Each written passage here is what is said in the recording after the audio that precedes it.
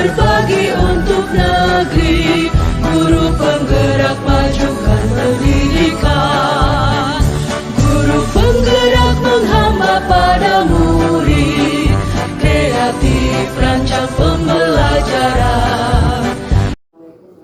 Waalaikumsalam Ibu. Sebelumnya saya mohon izin untuk hari ini mengganggu waktunya Bapak untuk mengerjakan tugas dari guru penggerak modul 3.1 tentang kebijakan mengambil keputusan berdasarkan dilema etika dan saya ucapkan Bapak terima kasih atas waktunya. Begini Bapak selaku kepala sekolah, bagaimana cara Bapak mengidentifikasi ketika ada sebuah permasalahan di sekolah sesuai dengan ini dilema etika dan rujukan moral? Iya, terima kasih Bu Ulfa. Pertama, selamat Bu Ulfa sudah masuk modul 3.1, artinya sudah mau selesai dalam pendidikan guru penggerak.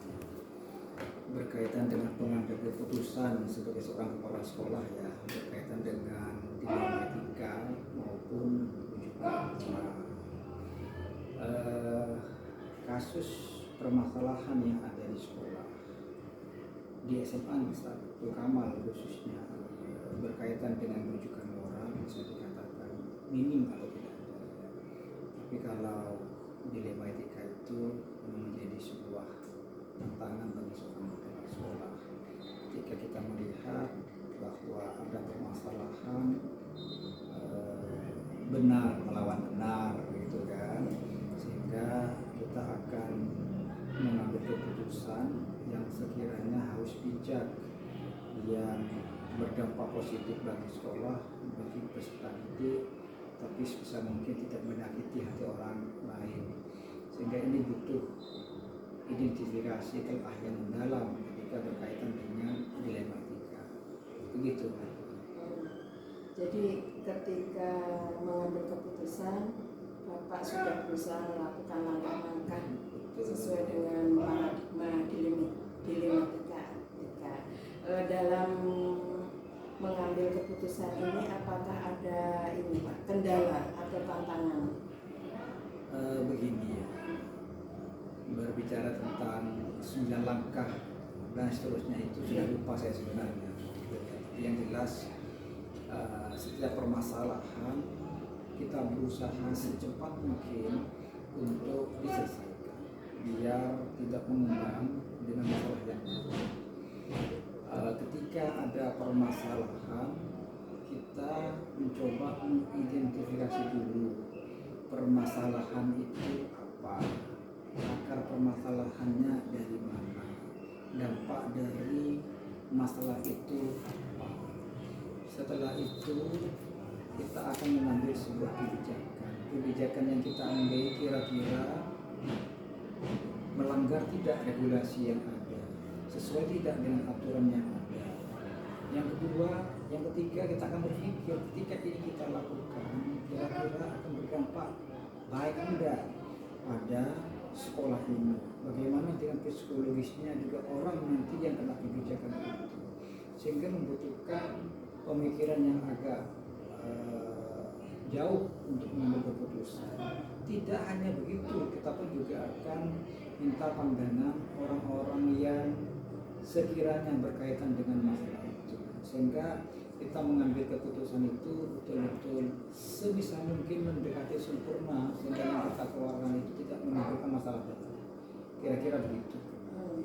Jadi untuk menghadapi memutuskan itu ada beberapa yang sudah Bapak lakukan, mengidentifikasi masalah sesuai dengan kebijakan dan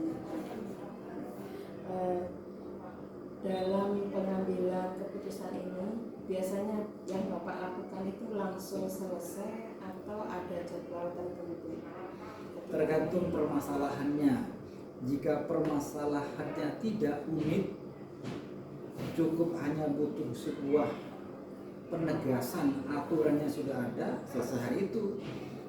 Ada sebuah kasus, ada sebuah permasalahan, dan permasalahan itu ada regulasinya, hanya menyimpang dari regulasi, kita tinggal tegaskan saja bahwa regulasinya begini, laksanakan, selesai. Tapi ketika ada permasalahan banyak kebenaran, nah benar melawan benar, ini kan dilema bagi kita. Nah ketika dilema itu tidak bisa kita putuskan seketika pada hari itu, butuh identifikasi secara mendalam, butuh pandangan dari orang-orang yang memiliki pengalaman juga di sekolah ini ketika menghadapi kasus seperti itu. Pandangan atau pemikiran orang itu belum tentu langsung menjadi sebuah solusi. Kita masih coba mencoba uji publish lah kepada rekan-rekan yang lain, kira-kira kalau seperti ini bagaimana. Nah ketika komunitas sosial yang ada di SMA Kamal ini cenderung pada pilihan A itu misal, dan A ini yang terbaik daripada yang lain, maka baru kita putuskan untuk mengambil kebijakan A itu. Kira-kira begitu. Dari penuturan Bapak, jadi ketika ada permasalahan itu tergantung permasalahan itu bisa diputuskan secara langsung atau kalau yang sudah jelas regulasinya langsung diputuskan.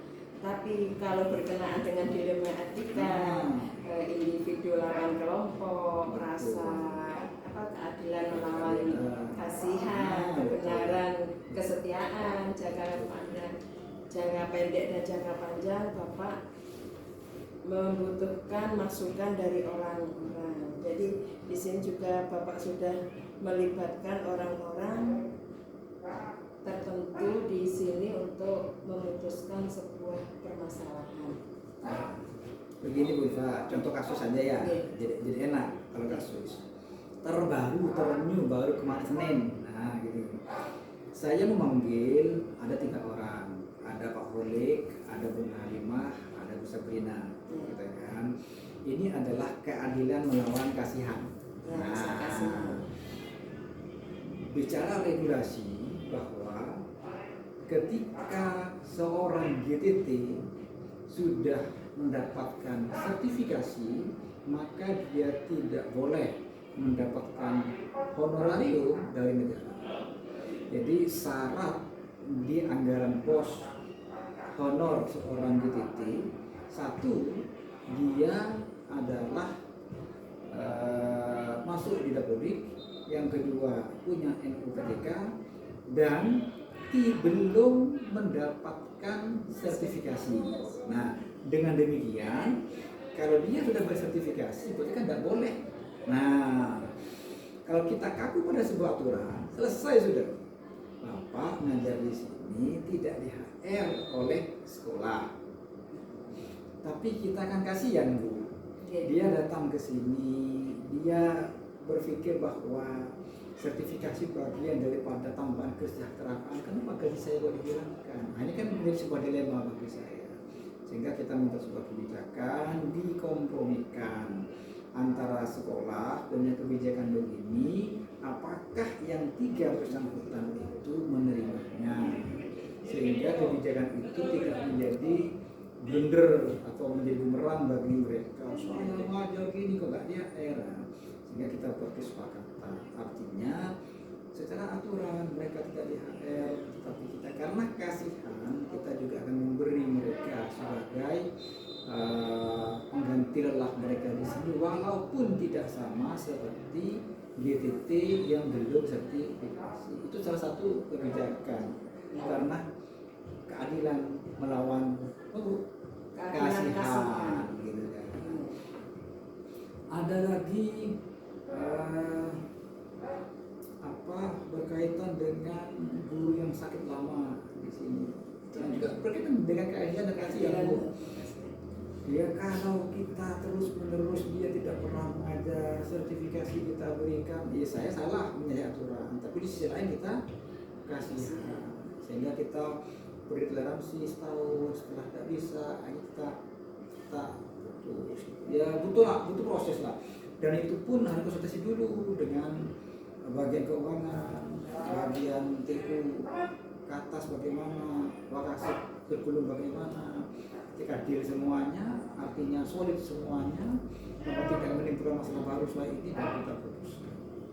Ketika menyangkut D5 memang agak lama. Gitu ya. Terima kasih Bapak. Kalau boleh saya refleksi ya, ternyata ketika ada kasus di sini rasa keadilan melawan rasa kasih sayang, Bapak sudah mengikuti langkah-langkah 9 langkah itu, mengidentifikasi masalah, terus situasinya yang terlibat di dalamnya, dan alhamdulillah keputusannya pun melibatkan semua pihak untuk mengeluarkan sebuah keputusan yang bijaksana dan tidak melukai pihak manapun. Terima kasih Bapak. Untuk kasus keadilan dan kasihan ini banyak juga dialami oleh guru sebagai pemimpin pembelajaran di sini ke siswa.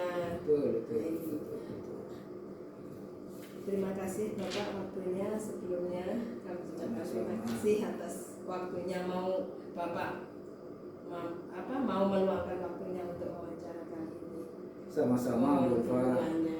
Semoga sukses, lancar, cepat lulus kurikulumnya. Terima kasih Bapak. Assalamualaikum. Tingkatkan prestasi, lahirkan profil pelajar Pancasila. Belajar, bergerak, berbagi untuk negeri, kita menjalin kolaborasi. Belajar, bergerak, berbagi untuk negeri, demi bakti pada Ibu Pertiwi.